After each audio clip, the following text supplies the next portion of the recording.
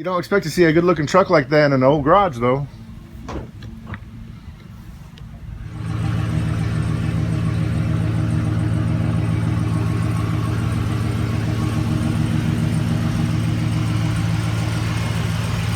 all right, eh? Yeah. Now let me through.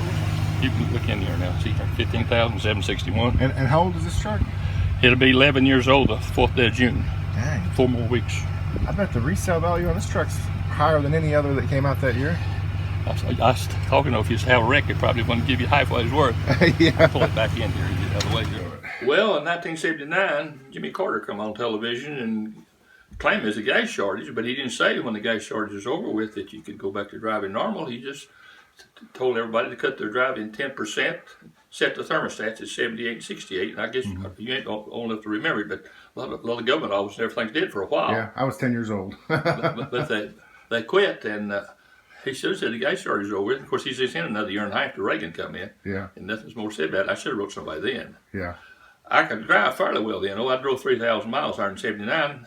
As I told you, from 69 to 77, I averaged about 4,500 miles a year. Yeah. And it caught me a year where I drove less. Yeah. And I ain't drove over 3,000 miles a year since 1979. Wow.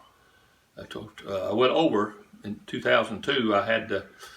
They found my blood was way too thick and had to go have a shot in the stomach twice a day. And then they had trouble getting my blood thinner right, and I had been coming back 3 or 4 days a week trying to get it right. And then I got down to my back and I had to have a therapy on it. So I drove 2,900 something miles that year. Oh, wow. And then well, that was close to your 3,000, wasn't it? yeah, and then in so what was your goal? What I was trying to stay 10% below. I was driving 3,000, 10 below would be 2,700. Yeah. And then in 2006 January, I got the paper and read it because I always thought my neighbor was wrong surely on the heat. He said that. But I seen the headline in the paper, and I should have got it. He's going to cut energy use 20% over the next 5 years, 4% a year. And I asked my neighbor then later on, how about the heat? Well, he cut everything 20%. And of course, with that 78, 68, after the 5th year, that'd be 93 and 54. He'd be cutting everybody out. Air conditioner, heat either one. Yeah. So I didn't, of course, use no air conditioner. Well, I didn't under Carter because he said to use less energy and didn't have no air conditioner then. And to make up for extra heat, it cut me down 1,700 miles a year after the 5th year under Bush Jr., but I tried to cut myself down to 1,400 miles a year, and I quit raising tobacco, and that cut my tractor use about 60%, and I'd make about 30 or 40 biscuits when I made biscuits. You didn't quit raising tobacco because of that, though, did you? Well, not completely. I was getting old, and I was afraid I'd fall out of the barn and hurt myself, and nobody to take care of me. Yeah. But that still cut it. Yeah. That was the 2nd year. And and I shut off 2 rooms back there all the time. But you made your biscuits in bulk, so you only had to cook one time? I put them in the freezer in plastic bags. Yeah. And get them out and take them out. And then I'll be throwing up while I'm eating my cereal. And then I'll put them in the microwave. Oh, wow. About 35 seconds. And then put some margarine on them and put it back in. And, yeah. And most of the time, the last 5 or 6 years, I haven't used the oven. It uses a lot more energy than the rest of your stove. Yeah. But about once a month. Huh. Wow.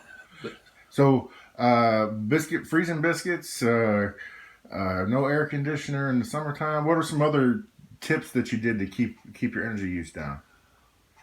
Well, that's about it, I guess. Yeah. Did you run a fan when it got too hot? No, use nothing. You can see there, light bills.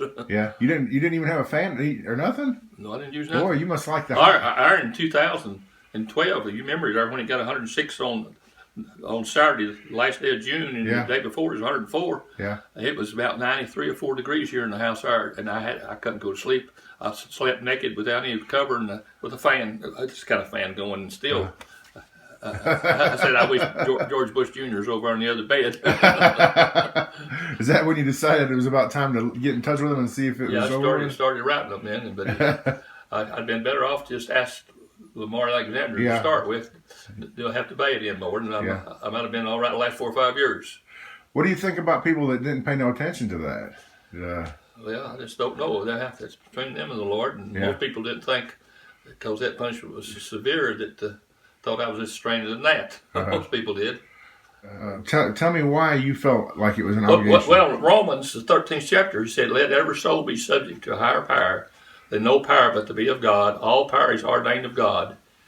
He that resisteth the orders of God, and he that resisteth receives unto himself damnation. For rulers are not a terror to good works, but when they come up with stuff like that about the heat, that's not good. Right. And this is the miles I've drove since 2005 since. Oh wow. Let me write that.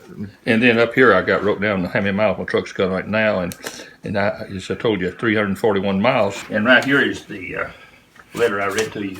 Okay. Trump. What did you write him and ask him originally? Well, I asked him to be released from George Bush Jr.'s energy commands. Right. And here, I forwarded this, and here's from Roe, and this is Alexander. One of them's April 2014, the other's August 2014. I should have called them and asked them to, if I had the debate anymore, instead of having to forward a letter. I had an open letter in it from the forward on to Bush Jr. because I didn't know his name. Didn't know his address. Right. And they set this back here where you can see it there, where they forwarded it on.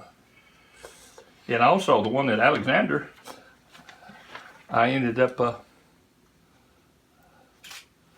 I put another little envelope in there with a stamp. I stamped the others and at my address. I said, you don't have to write one line to release me from your commands. Of course, I guess he's aimed through it in the West Can probably. Right. That just pretty well says the same thing. Give them different man.